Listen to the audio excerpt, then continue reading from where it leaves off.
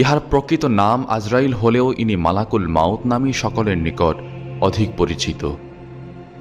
যাবতীয় জীবনের জান কবজ করার ভার এর উপর অর্পিত আছে বলেই তিনি এই নাম পরিচিত। হাদিস শরীফে উল্লিখিত আছে, আজরাইল ফেরেশতার 4খানা ডানা এবং প্রত্যেক ডানায় অসংখ্য পালক আছে।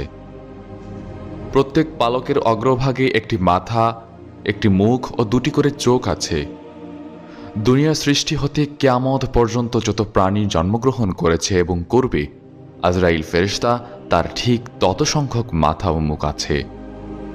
অবশ্য এই সকল মুখ ও মাথা তার পালকের অগ্রভাগে অবস্থিত, কিন্তু তার প্রধান মস্তক একটি। এই প্রধান মস্তকের চারিদিকে 4টি মুখ আছে। তার শরীরের প্রত্যেক পালকের 2খানা করে হাতও আছে। তিনি একই চক্ষু দ্বারা 2টি জীবের প্রতি দৃষ্টিপাত করেন না।